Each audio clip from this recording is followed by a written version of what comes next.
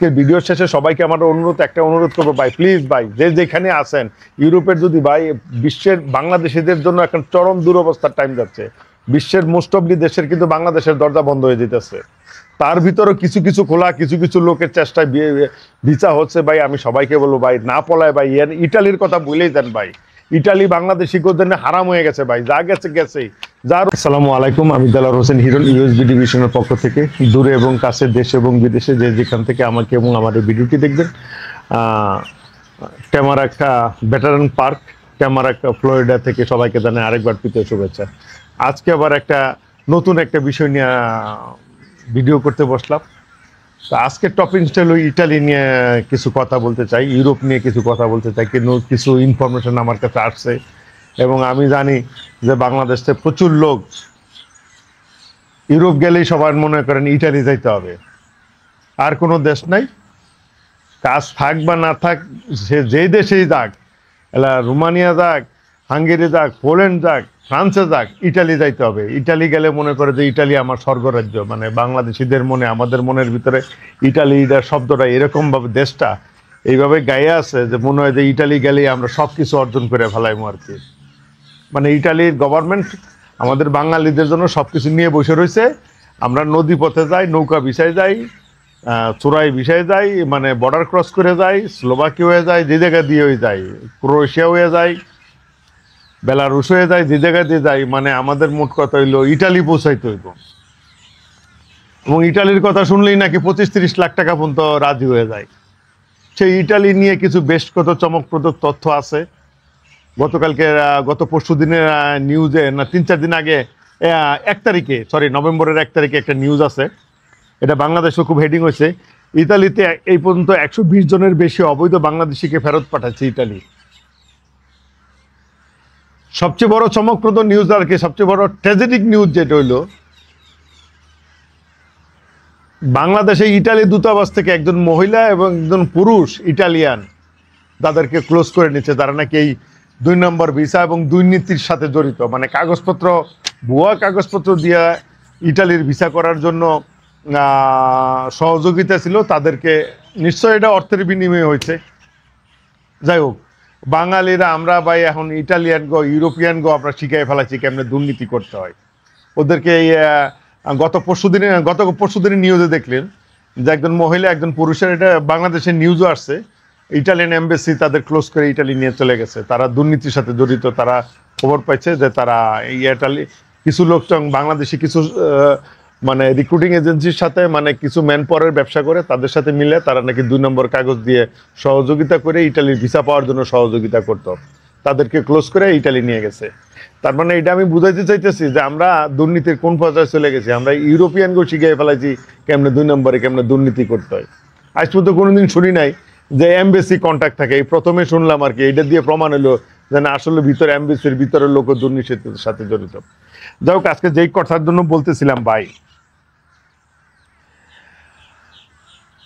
ইউরোপের, আমি শুধু একটা কথাই বলি, যারা ইউরোপে আছেন তাদেরকে কি জন্য ভাই অন্যান্য দেশে, মনে করেন রোমানিয়া গেছে, কিছুদিন ধরে ফেসবুকেও কিন্তু মানুষ দিতেছে যে রোমানিয়া ওয়ার্ক পারমিটে গেছে, এয়ারপোর্টেতেই ফলায় চলে যায়। মাল্টার ওয়ার্ক পারমিট নিয়ে গেছে, ভিসা হয়েছে, এয়ারপোর্টেতেই ফলায় চলে আসে ইটালি কিংবা ফ্রান্স। ভাই ছোট্ট জিনিসটা আপনাদের কি জন্য বোধগম্য হয় না? যেহেতু আপনি যেই দেশেই যান, মনে করেন আপনি রোমানিয়া রয়েছেন, রোমানিয়ার ফিঙ্গারপ্রিন্ট আপনি দিচ্ছেন না। আপনি রোমানিয়ার ওয়ার্ক পারমিট ভিসা আইছেন, একটা টেম্পোরারি টিআরসি তো আপনাদের দিচ্ছে, টেম্পোরারি রেসিডেন্সি কার্ড তো দিচ্ছে, তখন আপনি ফিঙ্গারপ্রিন্ট দিচ্ছেন না। আপনি যে ওইখান থেকে যে পলায় চলে যাবেন, আপনি ইটালি গিয়ে যদি আপনি ফিঙ্গারপ্রিন্ট দেন, মনে করেন ইটালির জন্য ভুয়া কাগজপত্র দিয়া আপনি করলেন, কাগজপত্র সাবমিট করলেন, তা মনে করেন সেই ফিঙ্গারপ্রিন্ট তো ধরাই পড়বো যে আপনি রোমানিয়া থেকে কিংবা অন্য ইউরোপের অন্য কোনো দেশের থেকে পলায় আপনি ইটালি এসে কাগজের জন্য করছেন। আর তখন কি তখন তারা যদি বলে যে তুমি তাহলে রোমানিয়া চলে যায়, এখন রোমানিয়া তো আপনি পলায় চলে আইছেন, কোম্পানি যদি আপনার রিসিভ না করে, আপনার অবস্থাটা কি হলো? না এই করলেন না ওই করলেন, আপনি 2 কুলি হারাইলেন। আর বা ইউরোপে গেছেন, মানুষ ইউরোপ যায়, আমি আবারও সবসময় বরাবর বলি ভাই, যারা ইউরোপ যায় যদি মনে করেন যে আমি অনেক টাকা পয়সা কামাবো, তাহলে ভাই আপনার জন্য ভাই ইউরোপ না। আপনার জন্য হয়তো মিডল ইস্ট, হয় মালয়েশিয়া, নাহলে অন্য কোনো দেশ। ভাই ইউরোপে গিয়ে যদি আপনি মনে করেন যে আমি প্রচুর টাকা কামাবো, না ভাই, ইউ আর রং রং রং ট্র্যাকে ভাই। ইউরোপে যায় যারা, তারাই চিন্তা ভাবনা করে যে আমি আজকে ইউরোপে যাব কষ্ট করে, আমার যদি পেপারস হয়, আমার যদি ওয়ার্ক পারমিট হয়, আমার যদি গ্রিন কার্ড হয়, আমার যদি পাসপোর্ট হয়, আমি ফ্যামিলি নিয়ে, বউ ছেলে মেয়ে নিয়ে, পরিবার পরিজন নিয়ে আমি থাকতে পারতেছি, মানে রেস্ট অফ লাইফ আপনি ইউরোপিয়ান হয়ে গেলেন। এই একটা আশা নিয়েই তো মানুষ ইউরোপে যায়। এখন মনে করেন তাহলে কি করতে হবে, সবার প্রথমে আপনার টাকার পিছনে না ঘুরে আপনার ঘুরতে হবে কি কাগজের পিছনে। টাকা এক সময় হবে ভাই, কিন্তু কাগজ তো হবে না সময়। যেমন ইটালিতে কিন্তু এখন কাগজ হয় না ভাই। যারা লিবিয়াতে নৌকা বিছায় এখনো যাওয়ার চিন্তা ভাবনা করতেছেন, মানে শরীদপুরের ওই এলাকাতে বহুত লোক মিসিং হয়েছেন, বহুত লোক আত্মহুতি দিচ্ছেন, দান করছেন আর কি, নিজের উৎসর্গ করছেন এই ইউরোপ কইরা, যাদের লাশের মধ্যে কোনো খোঁজ খবর নাই। বহু মানুষ ওইখান থেকে নিখোঁজ আছে ভাই। সবাইরে বললাম, এত কিছু করার পরে যদি আপনি ইটালিতে কাগজপত্র না করতে পারেন, ওই যে ইটালি থেকে এখন সব অবৈধ ফেরত পাঠায় দিচ্ছে। ইটালিতে এখন কাগজ করার ভাই কোনো সুযোগ নাই। পর্তুগালে একটা সুযোগ ছিল, যারা ওই যে সেভ এন্ট্রি করে আপনি করতেন, সেটাও বন্ধ করে দিচ্ছে। পর্তুগালে মোটামুটি কথা এখন ওয়ার্ক ভিসায় যদি যান তাহলে হয়তো আপনার পেপারস হবে, কিন্তু আপনি যদি আগের মতো ট্যুরিস্ট ভিসায় গিয়া কিংবা অন্যান্য কোনো দেশে গিয়ে আপনি ওইখানে পর্তুগালে পলে আসলেন, আপনার ওইখানে কাগজ হবে না ভাই, you are in the wrong track, আর হবে না কাগজ। স্পেনে হয়, স্পেনেও কিন্তু আপনি অনেক কড়াকড়ি করে ফেলেছে, এবং স্পেনে আপনার থাকতে হবে। আগে যেমন আপনি ফ্রান্সে রয়েছেন, স্পেনের কাগজপত্র বানায়, পর্তুগালের কাগজপত্র দেখে পর্তুগালের জব দেখাইছে আপনার, পর্তুগালে আপনি ট্যাক্স ফাইল করছেন, সব কিছু দেখাইছে, ট্যাক্স করছেন, আপনার বস ইন্টারভিউর সময় আপনি আইসে এই জায়গায় ইন্টারভিউ দিয়ে আপনার কাগজ হয়ে গেছে। না ভাই, সেই দিন চলে গেছে ভাই। আমি বললাম ভাই 2023-এর পরে পৃথিবী অনেক চেঞ্জ হয়ে গেছে ভাই। করোনা পরবর্তীকালে একটা যে সুবর্ণ সুযোগ ছিল, সেই সুযোগ কিন্তু এখন নাই। পৃথিবী মানে এত টাইট হয়েছে, এত সিকিউর হয়েছে, you can not believe that, ভাই ইমেজিং ভাই। তা যার কারণে আজকের এই ভিডিওটি করা। ইউরোপে যারা আছেন ভাই, আমি আবার সবাইকে বলি ভাই, পলানোর চিন্তা আপনারা করেন না। এই 2020-21 সালে কিন্তু আমি এটা নিয়ে বহুত ভিডিও করছি, বহুত কান্নাকাটি করছি ভাই। যেই জায়গায় যান ভাই, ইউরোপে যারা যান তারা স্বপ্নটা অনেক বড় দেখেন, আগে দেখেন ভাই। আপনার প্রজন্ম শেষ, যেমন আমি কাজ করি, আমার ফ্যামিলি মেম্বাররা বাংলাদেশে এনজয় করে, আমার কিন্তু এখনো কাজ করে খাইতে হয় ভাই। আমার ছেলে মেয়েরা আজকাল আমেরিকান পাসপোর্ট নিয়ে ঘুরতেছে, যেহেতু আমার টার্গেট ছিল যে আমি যাব, আমার পুরো ফ্যামিলিরে আমি সেটেল করবো। পুরো ফ্যামিলি করতে পারি না, ভাই বোনের জন্য করা আছে, ওরাও হয়তো পর্যায়ক্রমে একদিন আসবে। আমার শালা সুমন্দিরাও আসবে, একদিন আসবে। আমার ছেলে মেয়ে বংশ পরিক্রমা স্টেপ বাই স্টেপ, মানে যা আছে পরবর্তী প্রজন্ম কিন্তু আমেরিকান হয়ে গেল। আমার টার্গেট ওটা ছিল, আমার কিন্তু টার্গেট টাকা পয়সা ছিল। তদ্রুপ আমি যারা ইউরোপে যান, আমি সবাইকে সাজেস্ট করি, যারা বয়স্ক লোক কিংবা একটু মিডিল এজে হয়েছেন কিংবা যাদের ছেলে মেয়ে আছেন, আমি সবাইকে সাজেস্ট করি ভাই, যদি পরবর্তী প্রজন্মের জন্য যদি কিছু করে দিয়ে যেতে চান, তাহলে আপনারা ভাই ইউরোপে যান। ইউরোপে গেলে ইউরোপের চিন্তা আপনারা নগদ টাকা, যদি মনে করেন টাকা কামাবেন, আপনার জন্য ইউরোপ না, আপনার জন্য হলো অন্য দেশ। ইউরোপে গেলে চিন্তা ভাবনা করতে হবে যে আমার পরিবার পরিজন ফ্যামিলি এখানে আসবে, আমরা এখানে পরবর্তী প্রজন্ম আমরা ইউরোপিয়ান হয়ে যাবো। এইসব চিন্তা নিয়ে যদি আসেন তাহলে আসেন। আর আজকের ভিডিও শেষে সবাইকে আমার একটা অনুরোধ করবো ভাই, প্লিজ ভাই, যেখানে আছেন ইউরোপের, যদি ভাই বিশ্বের বাংলাদেশিদের জন্য এখন চরম দুরবস্থার টাইম যাচ্ছে। বিশ্বের মোস্ট অফ দি দেশের কিন্তু বাংলাদেশের দরজা বন্ধ হয়ে যেতেছে। তার ভিতরে কিছু খোলা, কিছু লোকের চেষ্টায় ভিসা হচ্ছে ভাই। আমি সবাইকে বলবো ভাই, না পলায় ভাই, ইটালির কথা বলেই দেন ভাই। ইটালি বাংলাদেশি জন্য হারাম হয়ে গেছে ভাই, যা গেছে, যা রয়েছে ভাই থাক। আপনি আর নতুন করে ইটালি যায় না ভাই। এটা আপনাদের কাছে আমার একটা সবিনয় অনুরোধ থাকবে, যারা ইউরোপ যান, যারা ইউরোপ যেভাবেই যান ভাই, কর্মসংস্থান জীবিকার জন্য যান ভাই।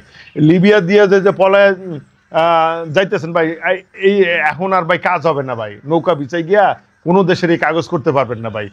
স্পেন যদি করতে হয়, স্পেনে কিছু কাগজ হয়, তাও কিছুদিন আগে আবার বন্ধ হয়েছে, কারণ প্রতিদিনই আপডেট হয়। কিছুদিন আগে খবর পাইছিলাম যে স্পেনে কাগজ হয়, এখন স্পেনেও একটা কী অবস্থা আছে সঠিক জানা নাই, তো ওইখান থেকে যাই না, হয়তো বিস্তারিত তথ্য নিয়ে আবার ভিডিওর মাধ্যমে দেওয়ার চেষ্টা করবো। তো বেলা শেষে একটাই অনুরোধ করবো ভাই, যারা ইউরোপের ভিসা পাইছেন কিংবা ইউরোপের ওয়ার্ক পারমিট পাইছেন, বা যেই দেশেই পাইছেন ওই দেশেই যান ভাই। হ্যাঁ, ওই দেশের থেকে আগে সেটেল হন, পরে একটা ব্যবস্থা হবে ভাই।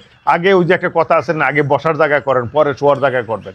আপনি গেলেন রোমানিয়াতে পলায় চলে আসেন ইউরোপে এসে ইটালি চলে আসেন, ইটালি এসে দেখলেন আপনার কাগজপত্র কিছু হয় না, তখন ওই কোম্পানি যদি আপনার নামে পুলিশ রিপোর্ট করে, তো মনে করেন আপনি রোমানিয়া আর যাইতে পারতেছেন না, কিংবা আপনি বুলগেরিয়া যাইতে পারতেছেন না। আপনি ক্রোয়েশিয়া যাইতে পারতেছেন না, আপনার মেডিসিনে যাইতে পারতেছেন, নর্থ মেডিসিনে যাইতে পারতেছেন না, সার্বিয়া যাইতে পারতেছেন না। তো যেই জায়গায় যাইতেছেন ওই জায়গায় কষ্ট করে থাকেন, ওই জায়গায় কাগজপত্র বানান, তারপর অন্যদিকে মুভ করার চেষ্টা করেন। যাই হোক ভাই, হয়তো মনে হইব যে বাংলা জাগর লেগে বলতেছে, ওইটা মনে করেন না যে ভাই উলু বনে মুক্তা ছড়াইতেছে, আমার তো মনে হয় তাই, অনেকে এই কথা বলবো ভাই, কারণ বলে লাভ নেই ভাই, আমরা যাতে বাঙালি ভাই, আমরা ওই কারো কথা শুনবো না। তারপরও ভাই আমাদের উচিত, আমরা যারা বয়স্ক লোক আছি আমাদের উচিত ভাই আপনাদের সাবধান করে দেওয়ার, কারণ যারা বিদেশে যায় তারা হয়তো আমার কেউ ছেলের বয়সে, আর কেন নইলে আমার ছোট ভাই, আমার ছোট ভাইয়ের বয়সও এখন বুঝি 38 না 39 চলে ভাই, বুঝছেন। তা আমার ছোট ভাইয়ের চেয়েও ছোট আপনারা, হয়তো ছেলের সমতুল্য বা ছেলে মেয়ের সমতুল্য, সেই জন্য ভাই বেহায়ার মতো উপদেশ দেওয়ার চেষ্টা করি। হয়তো কারো ভালো লাগে, কারো ভালো লাগে না। আর যদি ভিডিওটি কারো ভালো লেগে থাকে, যদি আমার এই ভিডিও করার উদ্দেশ্য ভাই আপনাদের সচেতন করে দেওয়া, আপনাদের জ্ঞান দেওয়ার মতো, বুদ্ধি দেওয়ার মতো ক্ষমতা আল্লাহ আমার দেয় নাই, কারণ আপনারা অনেক ভালো বুঝেন ভাই, আমি এখন বয়স্ক হয়ে গেছি, 55-56 বছর হইব আর 1 মাস পরে ভাই, বুঝেন না, বুড়ো হয়ে গেছি, আমার এত ভাই জ্ঞান বুদ্ধি না, দিন দিন জ্ঞান বুদ্ধি লোপ পাইতেছে। তারপরে বেহায়ের মতো চেষ্টা করি আপনাদেরকে একটু সতর্ক করে দেওয়ার, সাবধান করে দেওয়ার। যদি ভিডিওটি ভালো লাগে থাকে তাহলে লাইক, শেয়ার, সাবস্ক্রাইব করবেন, এবং সাথে সাথে আরেকজনকে জানানোর চেষ্টা করেন যে আমার এক ভাই এই বলছে, কিংবা আঙ্কেল এই বলছে, এটা শুনি ভাই। ইউরোপ যদি যান ভাই, স্বপ্ন অনেক বড় দেখেন ভাই, ইউরোপের সেটেল হওয়ার স্বপ্ন দেখেন, টাকার স্বপ্ন দেখেন না। টাকা আজকে আছে কালকে নাই, কিন্তু সময় সুযোগ থাকবে না। পর্তুগালে কি বহু লোক আমার এই ভিডিও দেখে পর্তুগালে গেছে, আমিও ফোন করে দিয়ে পর্তুগালে বহু লোকের কাগজ বানাই দিতেছে, হেল্প করছি ভাই, কিন্তু এখন পর্তুগালে বন্ধ। স্পেনে হইতেছে, স্পেনে আমার লোক নাই, হয়তো সেই লোক বাংলাদেশে গেছে। যদি স্পেনেও কোনো সুযোগ সুবিধা থাকে অবশ্যই ভিডিওর মাধ্যমে যদি আমার মেসেজ করেন, যদি আমার কোনো সাধ্য থাকে অবশ্যই ভাই চেষ্টা করবো আপনাদের, কারণ আপনাদের সফলতাই এই লোকে আমার সবচেয়ে বড় আনন্দ দেয় ভাই, আমি এতেই খুশি ভাই। তা আজ এই পর্যন্ত, সবাই ভালো থাকবেন, সুস্থ থাকবেন, টিল দেন, আল্লাহ হাফেজ।